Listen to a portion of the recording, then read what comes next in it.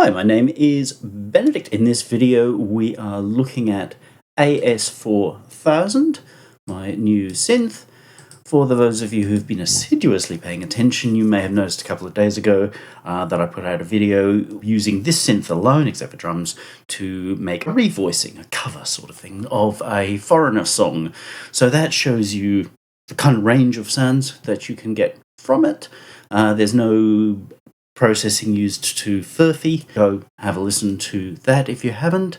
Obviously what we have is a fat polymoogie Oberheimy kind of synth. Now I know the world is cluttered with analog clones. The attempt is to make something that gives us results similar to the real thing, and definitely without trying to make it modern. Because the problem with making it modern is then it just sounds like Serum. There's little point to that process other than going, look, my knobs look like they came from 1979. There is one preset. After that is entirely up to you. I will cover different styles of sounds later, after I've gone over all the knobs and what have you. The way to get it is to follow the link down below over to my coffee shop, and it is very, very cheap. And you download a zip file, which will have a folder in it, which will be named AS-4000. Drag that whole folder into where your VST3 devices live. On a Windows computer, that is Program Files, Common Files, VST3. You drag that, drop that in the folder. If you own several of my other devices, it might be wise to have a Benedict folder, and you pop it in there. Do not take anything out of that folder or change that folder in any way, or chances are it won't work. Officially, this is a Universal VST, meaning that it should function fine on Apple Macs. I do not have or have a relationship with anyone who can test that, so I say in theory it should work. I just can't provide any guarantees. Definitely we see it working in Windows 11 in Reason. Reason's kind of fussy. There are no difficulties here at all. Manual. So we start with the knobs. What we have are 4 oscillators. On the surface, those oscillators are the same as each other, but each is a little different. Now, they are written out on my website, again, link down below under official, which will take you to this, and you can look at them. We will discuss them as we go. So 4 oscillators combined through a filter section with some modulation and a couple of envelopes and tossed out the back end. It's how things come together that make this behave the way that it does, and it's in the subtlety that the differences occur. We'll kind of turn everything down, get rid of these guys out of the game for the moment.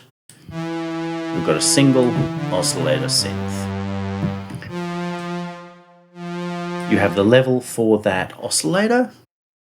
They will go straight to the filter sections. You've got the ability to change the octave. S meaning sub. We then got semitones. It will go up an octave, so in theory we can get up to +5, which is a little stellar. You won't use a semitone that much, but it does have its purposes in other ways of programming this. Waveforms: sine wave, sawtooth, ramp, which is simply a backwards sawtooth, triangle wave, that's sort of between a sine and a pulse, pulse wave, goes from very thin to square. We'll come back to that later. And then white and pink noise. There are preset forms and shapes. We can change fine tuning. This one is set to 0 in the preset that comes with it. Once you've moved it and put it back, like all of the knobs, none of them really go to 0. Okay, fair enough, if you set something hard against its stop, it will go to 0, but most things are going to be, because real analogs were like that. They were all over the place, kind of all the time, and that's what makes the difference. And then we've got this delay.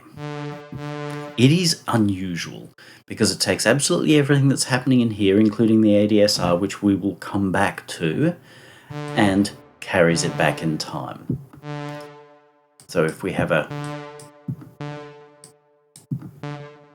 shall just turn this effect unit off for the moment just to make it easier. Plays late. Easier to hear if we have a second oscillator in the game.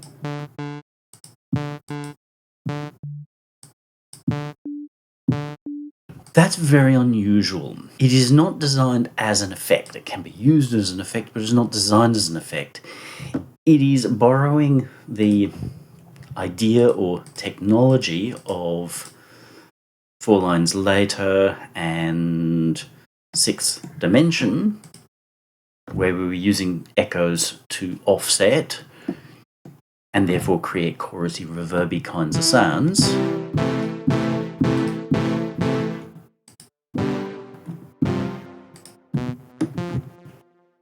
But it is not having the same effect. Primarily what the delay does is move that whole sound back against what we're doing. We've got a total range of 500 milliseconds, but fairly small movements will give you phase offsets, which is similar to saying, okay, I'll just have a phase offset of my oscillator, but the result is different. And with the amount of movement in here, we end up with quite unusual sorts of feels, which are far more reminiscent of the kind of analogs that we're talking about. So the delay you may not use on oscillator 1, but on secondary oscillators.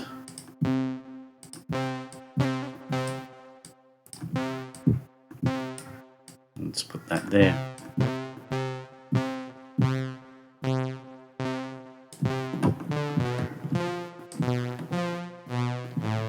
You end up with a different sort of a feel.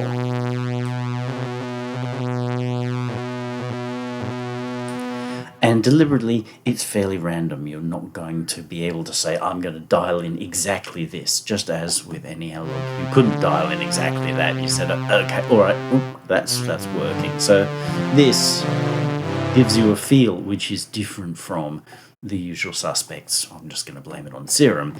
Nothing anti-Serum, it's a very digital, very controlled instrument, just like Europa in Reason is. We'll come back to those ADSRs in a moment. Oscillator 2, exactly the same in the knobs. The point of difference here is that this delay time is modified by the slop knob.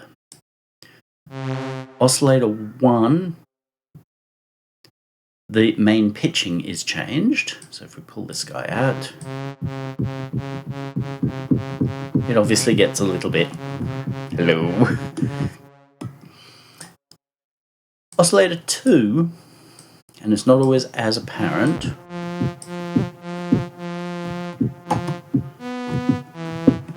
you will sometimes hear a slight portamento slide blip on the beginning of the sound as the delay time changes with the slop. Sometimes it's more noticeable than others. There's that slight movement on the beginning. Once the sound's established, you won't hear anything, but once it's playing, then you will hear it. Particularly noticeable when there's quite a bit. So those two oscillators already behave differently from one another, and a lot of that is driven from this slop knob. The third and fourth oscillators are, however, kind of the same. They don't change pitching with slop at all. The delay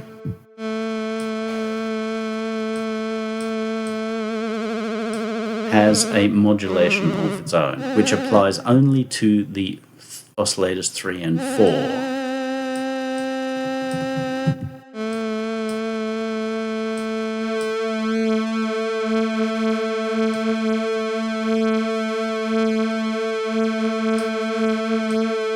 Get them more in tune with themselves.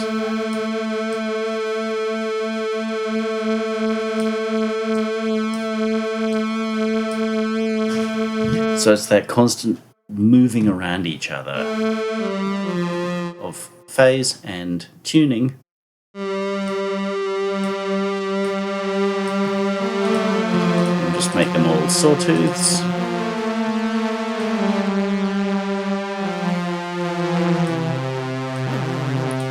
Those delays are a little extreme.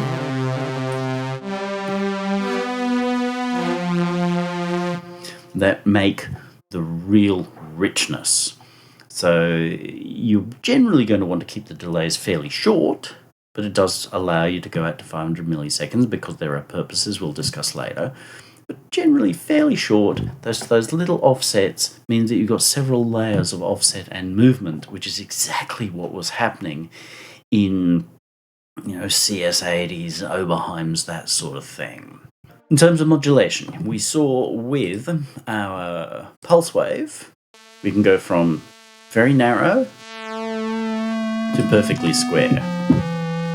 We've also then got a LFO we can use to control that pulse width modulation. Now the LFO is borrowed from the vibrato rate, which is not at all uncommon in these kinds of string synth sort of things, because every LFO costs money, every device, every knob costs money. If you want the whole range, then you set this little slider in the middle and set the modulation to +10. If you want absolutely none, so this becomes manual, then set this wherever you want and this to -10. If we put in some, then we've got a little bit of movement around here. Obviously, if it's hitting the edge, then it gets a bit less exciting.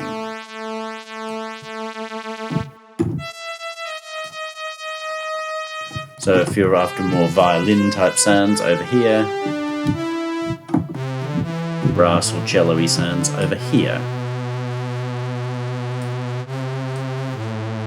And this is covering half the range, so it's going to be about there. We'll be going to the edge. Obviously you can hear it as it gets to kind of nothing. You can set that to vibrato as well. You just won't notice it much where you're using pulse width modulation. Therefore, there's no real drama with using both at once.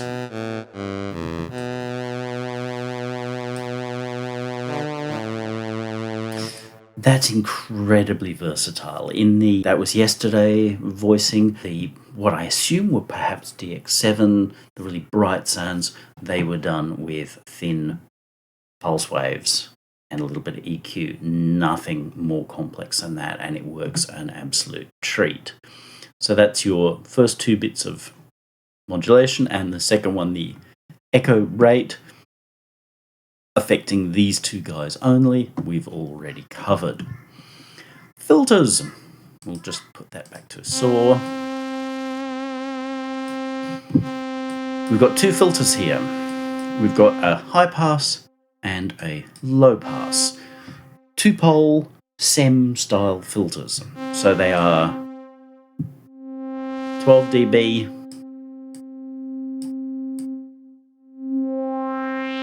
with that style of resonance from the SEM. And that gives the most versatility. Remember, this is primarily a string synth, not a bass instrument. It will do bass sounds, but it's not its primary purpose. So 24 dB just didn't really seem that necessary. The SEM is probably the single most versatile filter style, as well as having a great sound. So you can really adjust timbre a huge amount. Now, it's got more ability than you initially think. The high pass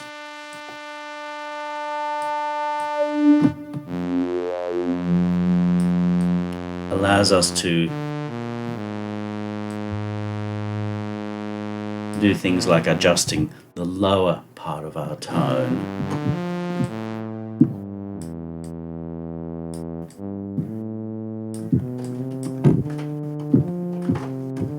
So a soft, cello-y kind of sound. The low pass has access to an envelope.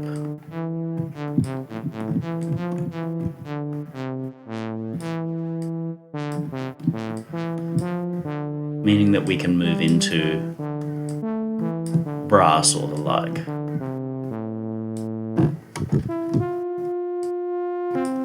Now, deliberately, I debated about this, these do not respond to key follow at all.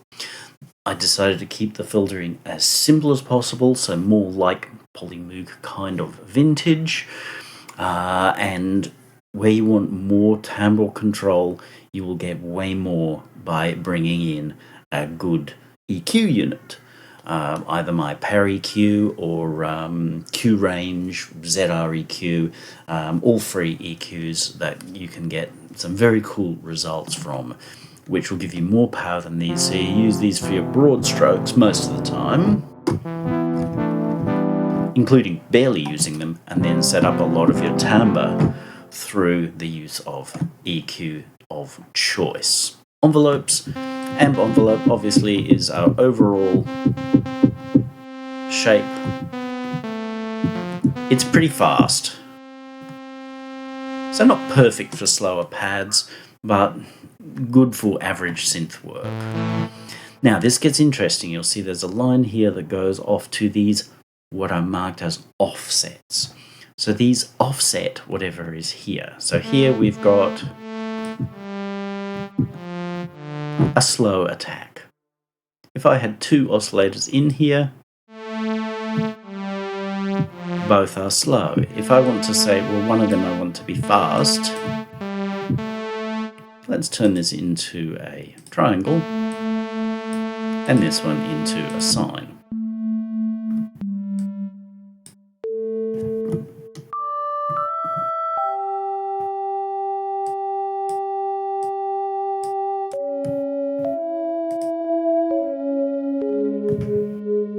So we can now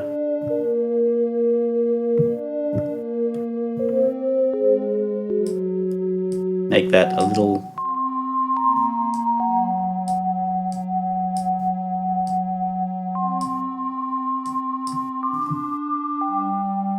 so whatever we have here, you can offset here. The other option being that if I wanted this to be slower,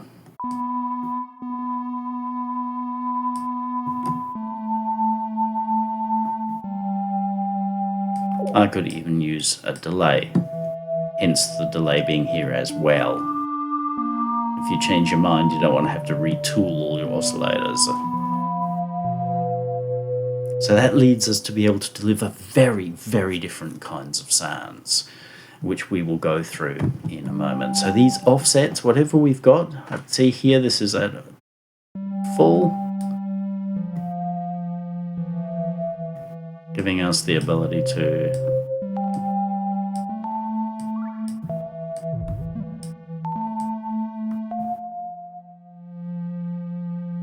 offset these things.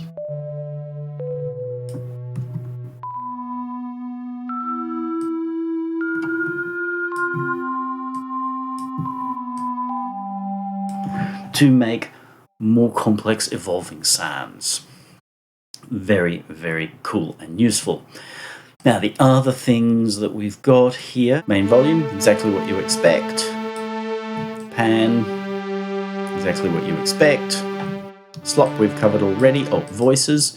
You can have as many voices as you want. 8 is generally plenty, but if you are doing pad work and it's getting kind of heavy, then 16.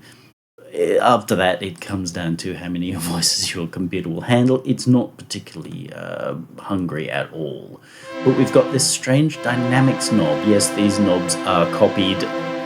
Just didn't seem necessary to make more. Play with it and you go, well, why have we got 2 volume controls? Well, firstly, this one has a different weighting.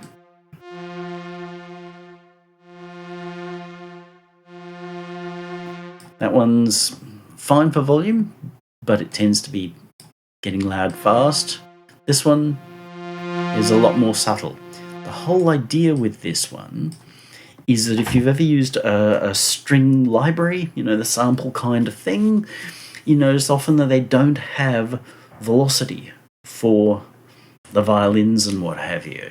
Nor does this, nor did early string machines. What these libraries have is a dynamics control. So we can take, using our DAW's features, a control, and say, okay, I'm going to attach this, in my case, to a mod wheel.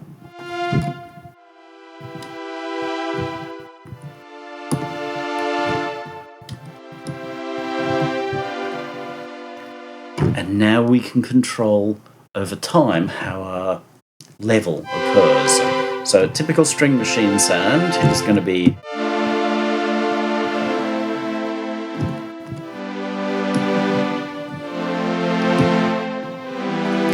the ability to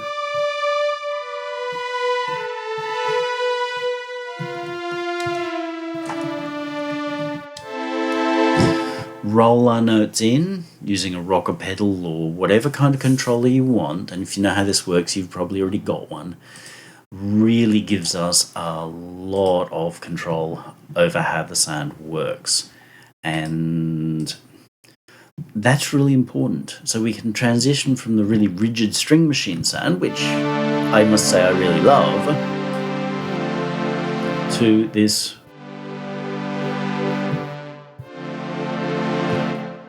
smooth sound where the dynamics are expressing the phrasing of the music. You don't need a controller for that. You can just use your automation inside whatever DAW you've got. That's it. That's all our knobs. It's then in how you use them. And I will say that for many people, they will feel like they need to change their mindset, change their thinking paradigm to get different sounds out of it. There will be this feeling that whatever you do, initially, it's just locked into being this sort of moogie string sound. And while that's great, there's only that you can get from it, but it's not true. And look at some other types of sounds. Any of these string machines, piano toppers, that sort of thing, they almost all had presets for various bits of brass, maybe some woodwind and what have you. This will do that very nicely as well. Deliberately no monophonic portamento, any of that kind of stuff. That's done to death elsewhere. But you can get this really lovely feel from this. And a lot of that is because of the slop control. But we don't have to sit there, we can just add in a little bit more of other things. So here now we've got a little bit of a section.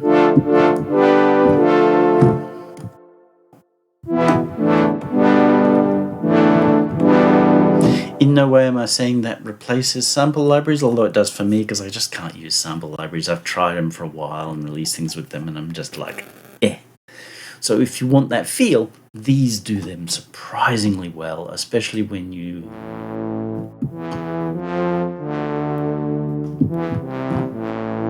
control with a little bit more detail. So you can do solos and sections, and you'll see here that we've used semitones to help with that. If we got rid of the semitone thing,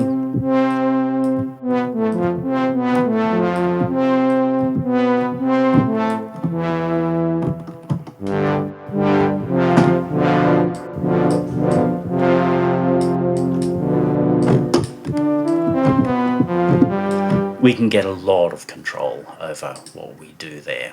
This idea actually started in part as an additive synth, which is part of where this came in, or just hard work. But the simplest form of additive synthesis is the electronic organ, the B3 kind of thing. So again, we've used our semitones here. It's simply adding overtones. You can decide where you want those overtones to be. First harmonic. A little bit of the old quint kind of thing.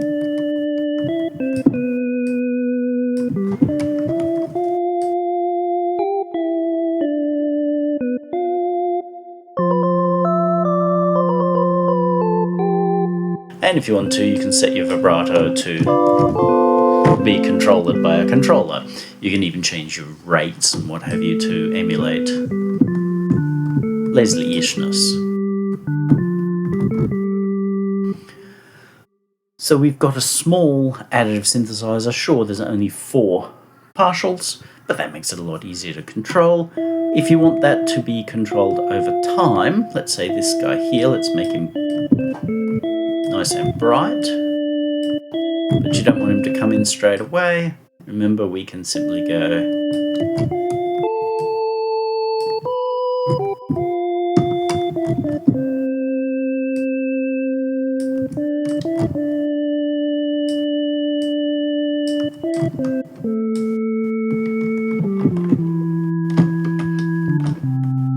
and that gives us an awful lot of control over the timbre of our sound. And from there, with care, you can essentially build most of your brassish, woodwindish kinds of tones. And they sit beautifully in mixers when nicely played. So again, different mindset, but it's combining all of these at once. This is a little bit more of a one-trick pony type thing.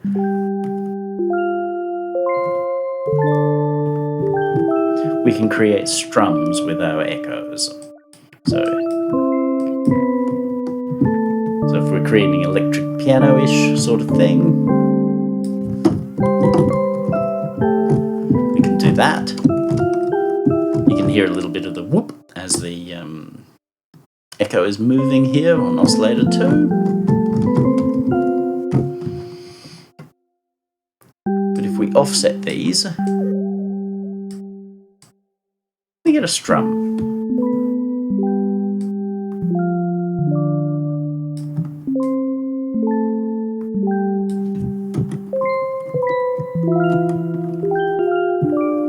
Not for every situation. What I will say is that the slower the strum effect that you use, obviously the more pronounced it is. But the more you might want to take that track, the MIDI in that track, and just move it forward. Because otherwise what will happen is the whole performance will feel late. So here, you may well say, I'm going to move all the MIDI so that this one hits more on the bar or on the beat.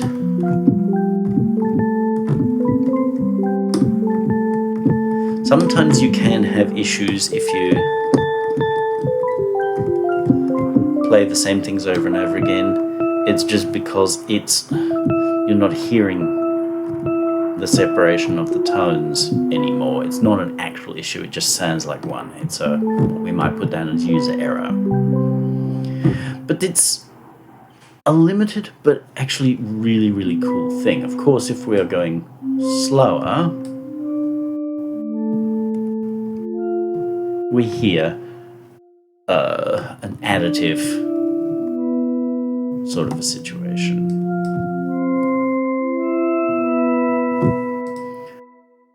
Cool. Then pads. This is actually really nice for pads. We're using basically all the things that I've shown you, all the mindsets.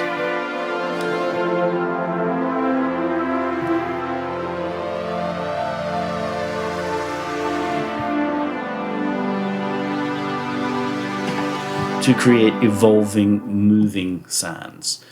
Okay, they really only move once on the beginning of your sound, but you could bring in LFOs, as I did here. I've decided to control my pulse width with the modulator and with this at the same time. Meaning that I can have a vibrato rate and I can have a pulse width rate. So everything here can be modified with external controllers. We're filling it out a little bit with a flanger. We could have used a phaser and a little bit of the old 2020 modulating delay, so just a straight modulating delay.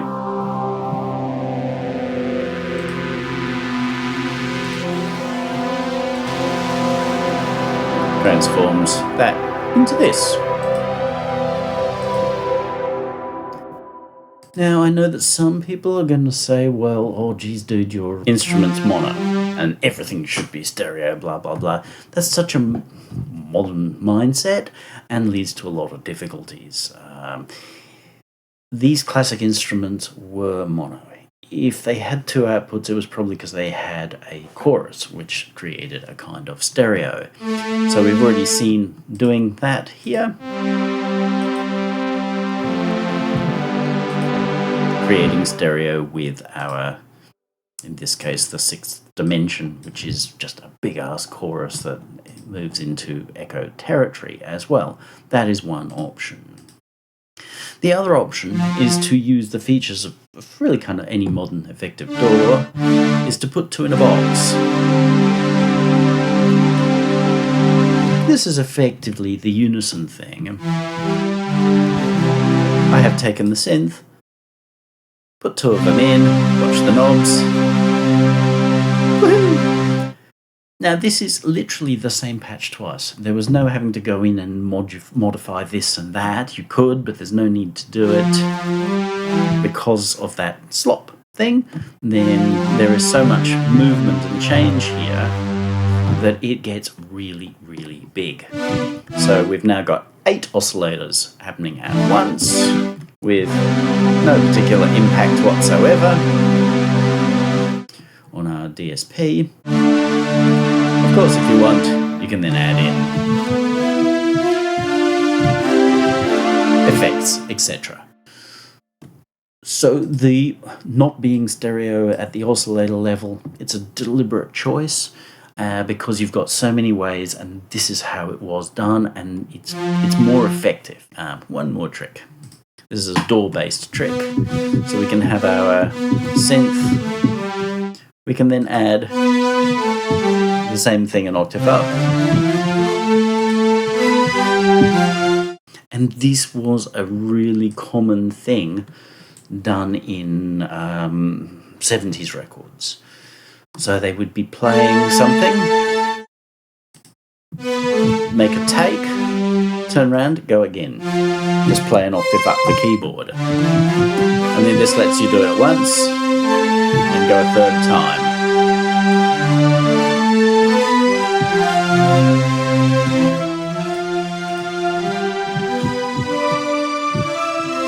So some of those incredibly rich, hard to understand how they got their sounds in like ELO records and things like that were done from multi-tracking the instrument. Obviously, multi-tracking the instrument is the best way to do it, but this also has an interesting method in that you can, and it's DAW specific, but most DAWs, modern DAWs, have similar sorts of things. You can hear how it's blooming or rolling. When you have them perfectly on top of each other, it's not that nice, but when you have them move around each other, which is what 3 separate performances will do, then you end up with this really nice, rich sound. Obviously, it'd be nice to be able to balance those, but just showing you the beginnings of that technique. All right, that really is it. Get out there, have fun with the instrument.